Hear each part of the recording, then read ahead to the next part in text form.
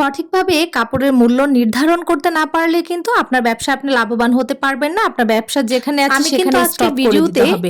আপনাদের বলবো কিভাবে আপনারা সঠিকভাবে কাপড়ের মূল্য নির্ধারণ। ঘরে বসে ব্যবসা করাটা খুবই সহজ যদি সেটা আপনি সঠিকভাবে করতে পারেন, আর যদি সঠিকভাবে করতে না পারেন তাহলে কিন্তু খুবই কঠিন এবং আপনাকে লসের সম্মুখীন হতে হবে। হ্যালো এভরিওয়ান, আসসালামু আলাইকুম। কেমন আছেন সবাই? আশা করছি সবাই ভালো আছেন, সুস্থ আছেন। তো আজকের ভিডিওতে কিন্তু আমি আপনাদেরকে জমজম এ গ্রেডের কিছু কালেকশন দেখাবো। যারা পাইকারিতে নিতে চান আর যারা খুচরাতে নিতে চান সবাই স্ক্রিনে দেওয়া হোয়াটসঅ্যাপ নাম্বারে ইনবক্স করে ফেলবেন। আর যদি খুচরা আপনারা নিতে চান তাহলে অবশ্যই কিন্তু আপনারা খুব কম প্রাইসে কিন্তু এই ড্রেসগুলো পেয়ে যাবেন। আর খুচরাতে যদি আপনারা 3টা ড্রেস একসাথে অর্ডার করেন তাহলে ডেলিভারি চার্জ একদম ফ্রি সারা বাংলাদেশে। যাই হোক, 5টা জমজম এ গ্রেডের ডিজাইন নিয়েছি আমি। ডিজাইনগুলো খুবই খুবই খুবই ক্লাসি, দেখতে ভীষণ সুন্দর। কালারগুলো আর কালার কম্বিনেশন তো জাস্ট ওয়াও। আর আমার প্রোডাক্ট মোটামুটি সবাই অনেক বেশি পছন্দ করে, যারা আমার থেকে সবসময় নেয়, যারা আমার কাস্টমার আছে পাইকারি খুচরা অনলাইন অফলাইন সব ক্ষেত্রেই কিন্তু আমি একদমই বেছে বেছে প্রোডাক্ট আনি, আর সেই কারণে কিন্তু সবাই অনেক বেশি পছন্দ করে।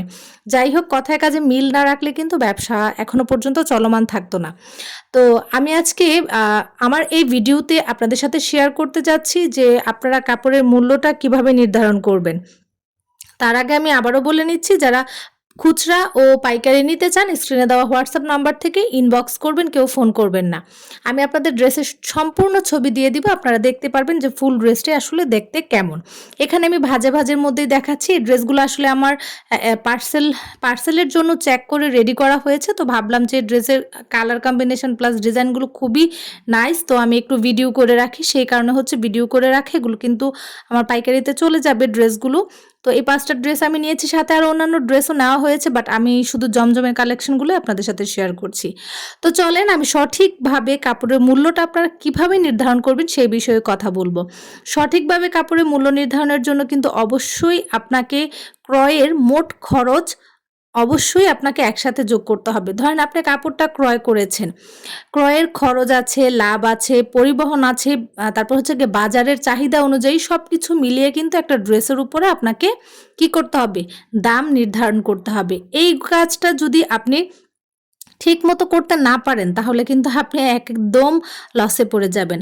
আসলে সাধারণত আমরা বিভিন্ন পদ্ধতিতেই কিন্তু দেখা যায় লাভটা শতকরা হার, মানে লাভের হারটা আর কি যোগ করে থাকি।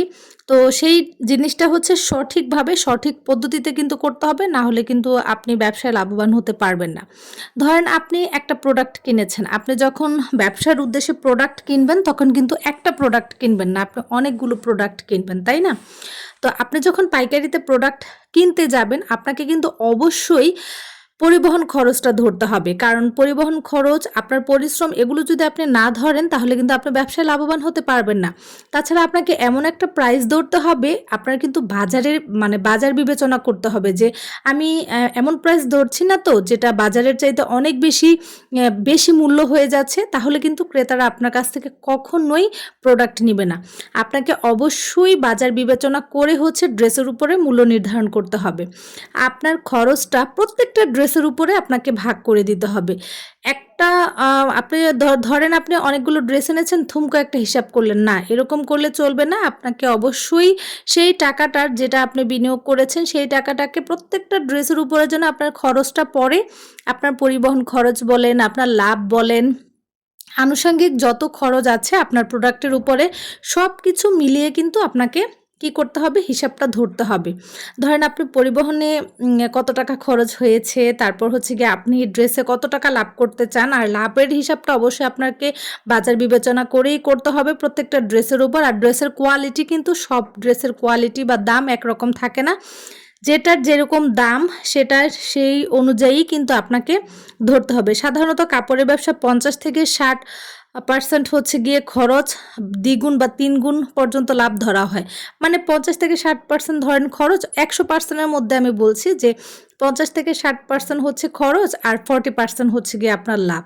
তো সব কিছু মিলিয়ে কিন্তু আপনার প্রোডাক্ট আপনাকে হচ্ছে গিয়ে সেল করতে হবে।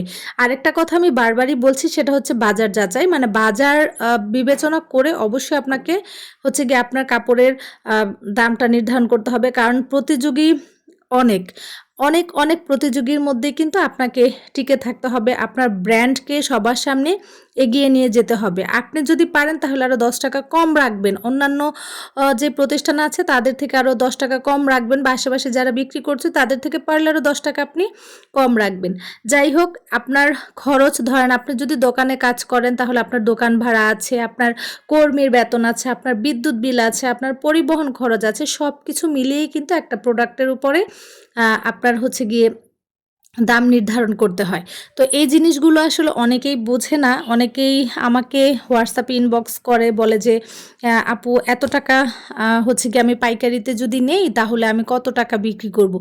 আপনাদের জন্য আমি ভিডিও দিচ্ছি যে আপনারা কত করে বিক্রি করবেন বা কেমন লাভ ধরবেন বা মূল্যটা কেমনভাবে নির্ধারণ করবেন।